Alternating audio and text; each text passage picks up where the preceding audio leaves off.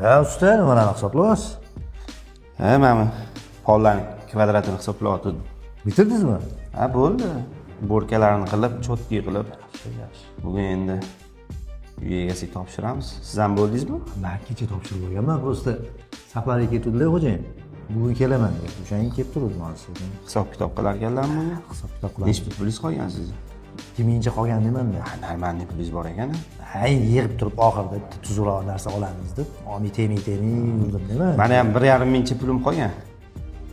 Kelsalar endi olamiz. Va usta, charchamayapsizmi? Keldingizmi? Bitirdingizmi ustaki? Top-tozami hamma yoq? Hammasi cho'tka aka. Hamma yoq bitta.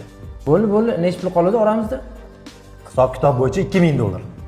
$2000 dan $1000 ushlab qolaman, $1000 beraman ustaki. Nima? Nima deganingiz u? $1000 olib qolaman, $1000 beraman. Ishingizda kamchiligi bor. Bir 5-6 joyda ko'rdim men. Ular nuqsonlarini to'g'rilashingiz kerak. Bo'ldi aka, ko'rishdik o'sha joylarni. 1 soatda hal qilib tashlayman. Hammasini to'g'rilab ketaman men. Yana kelib ketib yuraman. Mashhadda mebelchilik kelish kerak, ishchilik kelish kerak. O'shalar qo'yib bo'lgandan keyin, kelganingizdan keyin kam ko'stini qilib berasiz, undan keyin pulingizni beraman. Eshikchi, mebelchisi kelib, mabodo bu narsa qilib qo'ysa, unisiga men javob bermayman.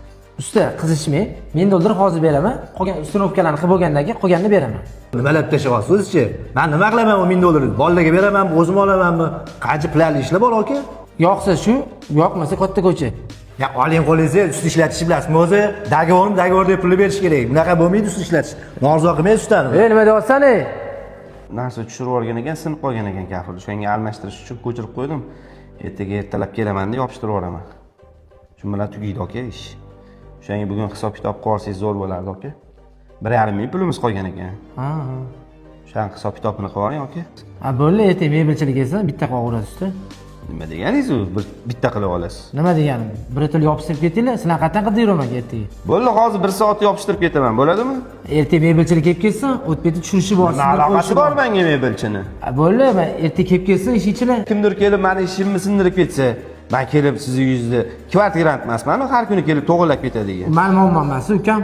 Kimni muammosi? Bilmadim endi. Aka, chiroyli gaplashavering, meni haqqimni bering. Mebelchilik kelsam, qilib ketsa, keyin pullarni olasan. Va menga qara. O'zingni bosing. bosing. Bitta otib yuboringmi hozir? O'zingni bosing. Ha, menga qara. Ustani haqqidan qo'rqasanmi sen o'zi? O'zinglarni bosing ustalar. Men sizlarni tushundim. Pastga tushirib, mashinada pulingni olib beraman. O'rtoqlar, shunaqa vaziyatlarda nima qilish kerak? Kim haq bu yerda hozir? Uy egasi haqmi, usta haqmi? Shunaqa holatlar ko'p uchrab turibdi ustachiligimizda.